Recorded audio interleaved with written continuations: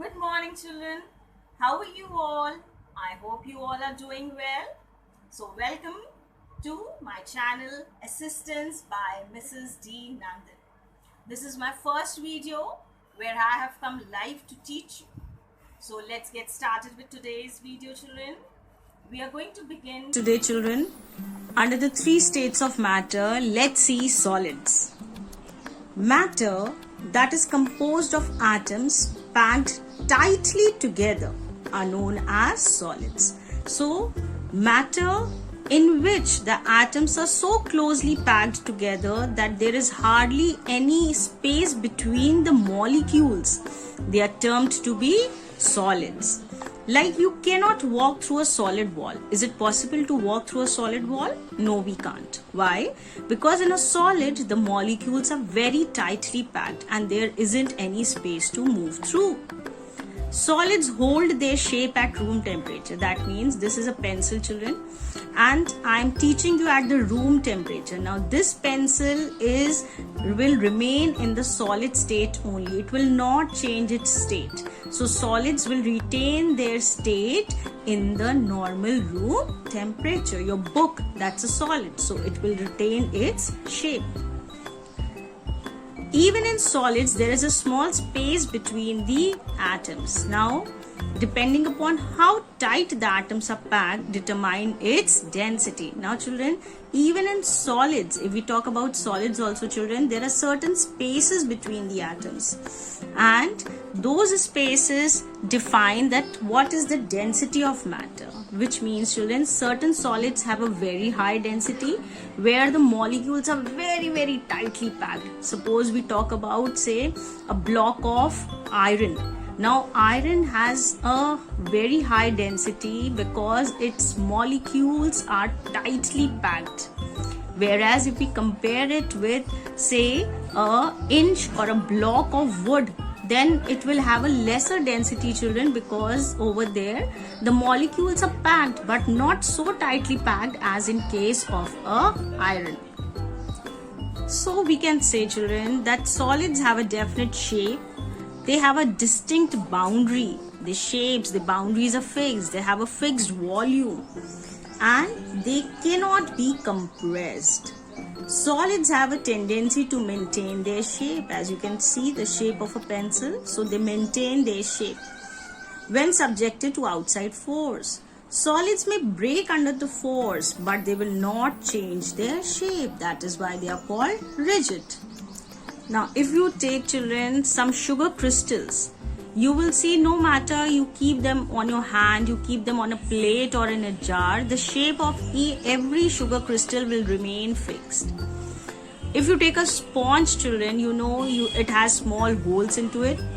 When you press it, children, the air which is filled in the holes in a sponge, they move out. And the moment you release the sponge from your hand, it comes back to its original shape. Why? Because again the air fills into the holes that are there in a piece of sponge.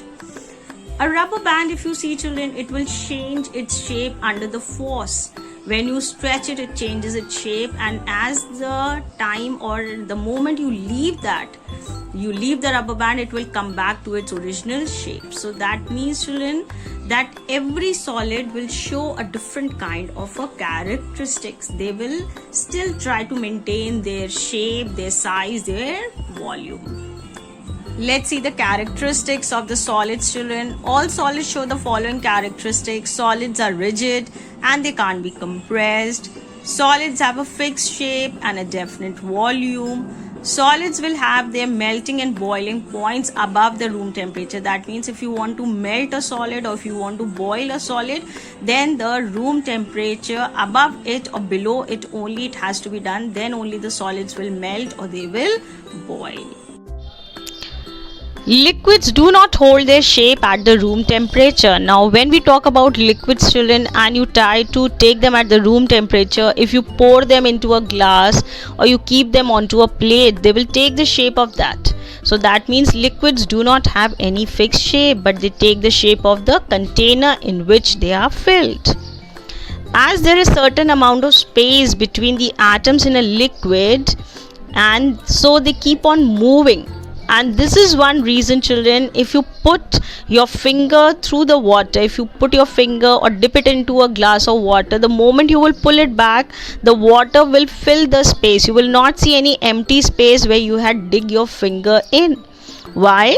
Because the atoms in water have certain intermolecular space, and the water keeps on, the molecules of the water, they basically keep on moving. Might be you might have experienced it when you go to the water parks or to the entertainment pools, swimming pools and all those, children. You must have seen, if you want to walk through the water, you will have to push the water in order to move, and you can actually feel that pressure onto your legs. Why? Because there are certain spaces that are there through the water through which you are able to move.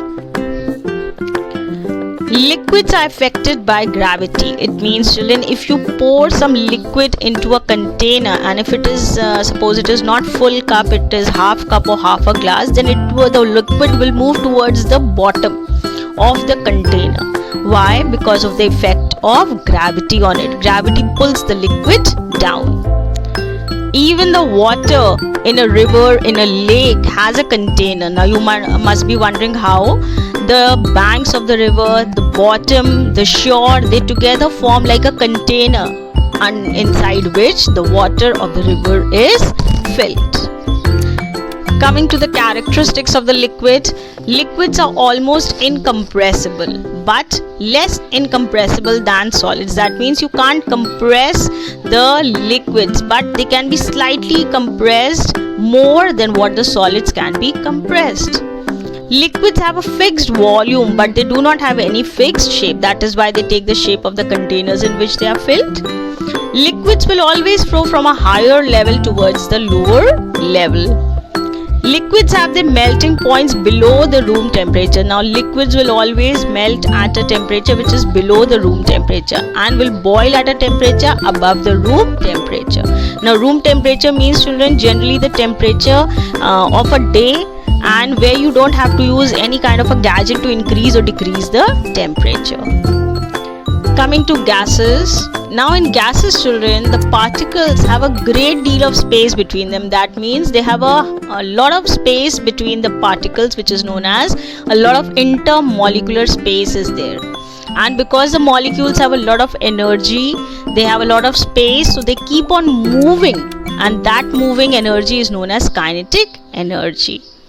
If the particles of a gas will spread out indefinitely if they are not confined, that means if you are not going to give them a boundary, then they will spread out indefinitely. They will spread out and they will move about everywhere wherever they will find a space. When gas is filled inside a container, it tries to cover up all the space that is there inside the container. But what happens when we increase the pressure of a gas? When we increase the pressure of a gas, children, then the space between the particles start getting reduced and gases can be compressed. If the volume of the container is held constant, that means you confine them into a certain space, and then the temperature of the gases is increased, the pressure will also increase, which means, children, if the pressure is increased on a gas, children, the temperature will also increase. Pressure means you're compressing it, you're pressing it so much that it can be compressed, so the temperature will start increasing and the volume of the gas will decrease. So the gases do not have a definite volume, neither a definite shape. Coming to the characteristics of the gases. Gases are highly compressible. That is, gases can be compressed easily by applying pressure. That is why when you blow a balloon, children, you are able to compress a lot of air inside the balloon. Gases have no fixed volume and shape. Gases fill the container of any size and any shape completely. Gases can diffuse into each other rapidly. Diffuse means to mix into each other very rapidly. Gases have their melting and boiling points below the room temperature. So with this we come to an end of the characteristics about the solid, liquid and gases.